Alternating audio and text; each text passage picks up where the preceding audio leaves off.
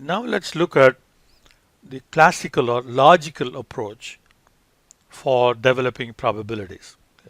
The first one that we saw previously was the empirical approach, where we collected data from the experiment and we calculated relative frequencies. Okay, so now let's look at an experiment again. You remember, experiment is something that is, we're not talking about scientific experiment here. We're talking about, in the context of probability, it is anything that will result in a number of, result in any one of number of possible outcomes.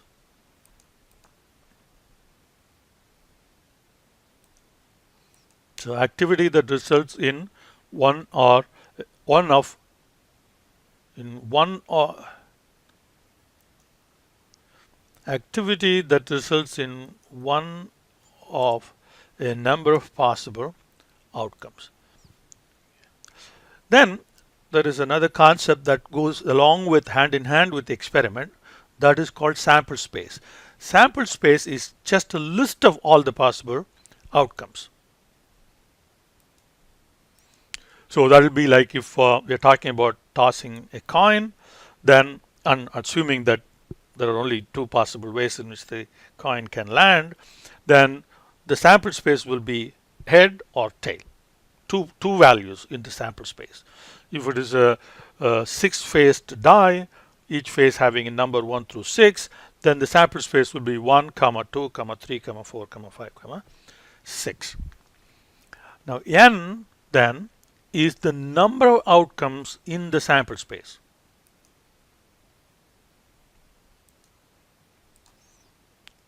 Okay.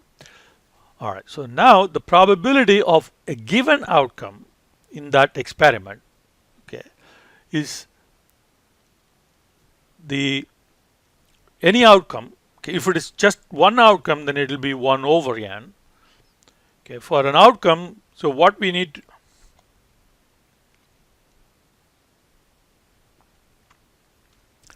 so the probability of an outcome then is the number of ways in which that outcome can occur in the sample space. We have a list of possible unique outcomes, right?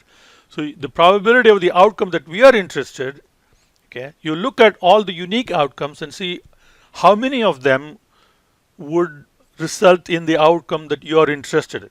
Okay, for example, rolling a die, right? 1, 2, 3, 4, 5, 6. Suppose if the probability that you are interested in is an even number, the outcome that we want is an even number, then we have 3 possibilities in that die. Okay, so that divided by the total number of possibilities, that will give us the probability of the outcome.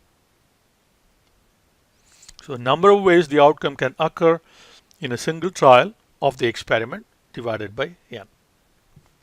Okay, let's look at a specific example, toss of a coin, right? So what is the experiment? Toss a fair coin. That's the experiment. So then what is the sample space? Head or tail. Then what is n?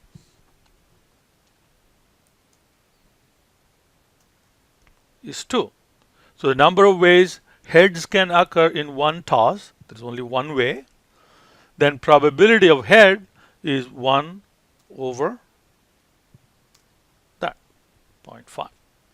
And if you want to display that 0.5 as a fraction, you can go to format, right, number, and then there is fraction right there.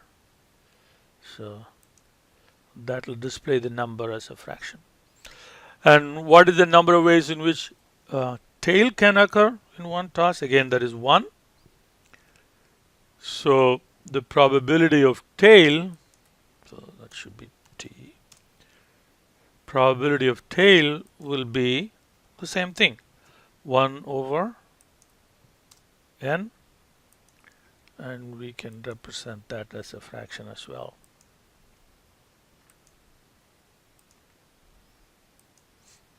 So if H stands for head and T stands for tail, then this probability is that, and tail probability is that. So now you see the two probabilities sum to 1. Okay, we'll align it on that side.